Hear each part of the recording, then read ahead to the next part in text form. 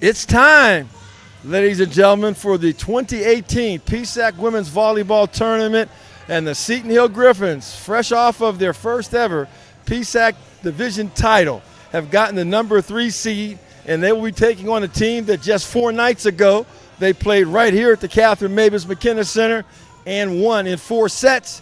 And I'm talking about none other but the 34-season head coach of Seton Hill University Women's Volleyball, Coach Rick Hall. And Coach Hall, congratulations. A new mark has been set, that first ever division title, and I'm sure your young ladies had to be ecstatic with your accomplishment last weekend. They were.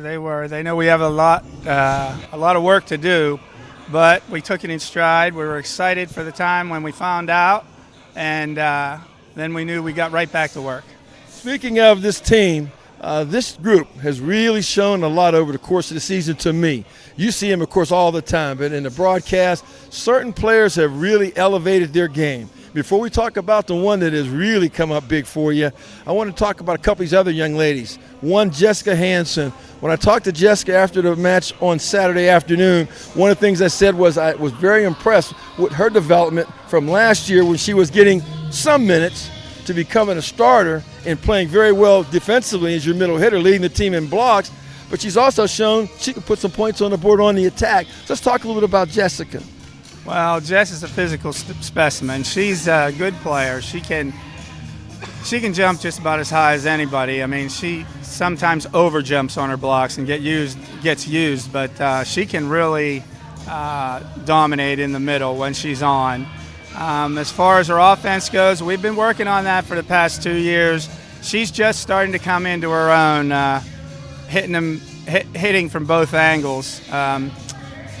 Real strong on the blocking end of it, and just starting to get her offense in gear. We talked about this on Saturday before the match against IUP.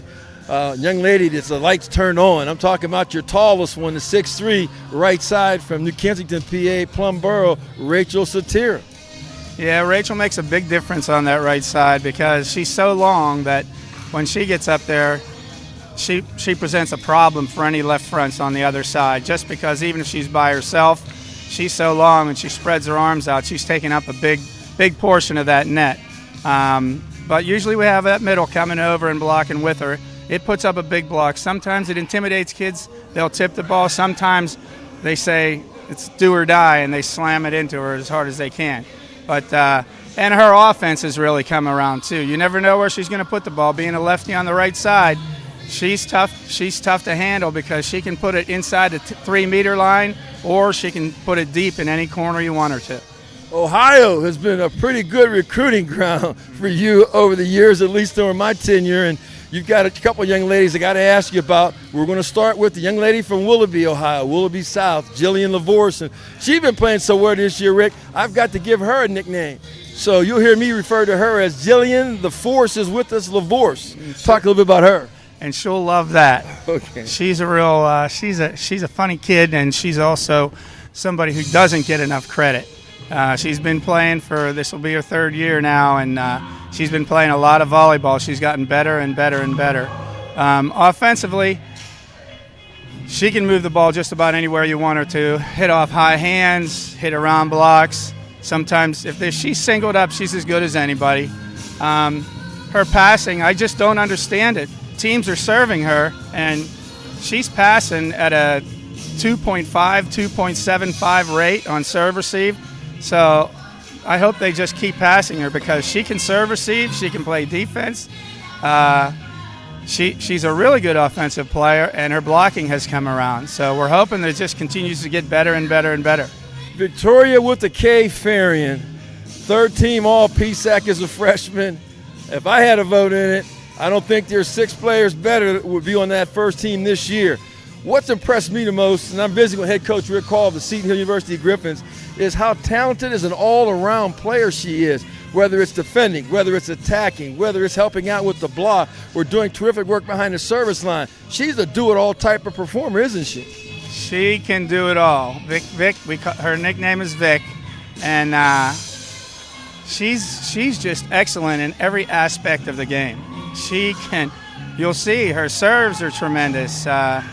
we need to work on her offense a little bit. She just wants to pound every ball straight down. That's about one of the major things, and a little bit on her blocking. But a kid at her level, that's a D1 kid, a small D1 kid, and I know that she could have played D1 as a defensive specialist, but she wanted to play front row, and we're very happy that that's what she wanted, and we said, come to us. Every aspect of the game, serving, blocking, hitting, very few balls fall in front of her, very few. Clarion just played here 4 nights ago. Your squad won in 4 sets. I think they're going to be a rather desperate team, not because it's just a PSAC tournament, but when the Atlantic region comes out tomorrow, if they slip down there to around that A spot, they might be on the outside looking in. So I got to think that Coach Heron over there is going to have those girls know they got to come and bring it tonight. This will probably be the toughest match of the season for us. We split with them. We beat them lately here. The good thing is we're at home. But other than that, that is a very good volleyball team over there. They have 4 offensive weapons that are equal to ours. I just think that the team who makes the fewest mistakes, it's going to be imperative not to make too many mistakes tonight. And hopefully our crowd will help us, but they're a very good team.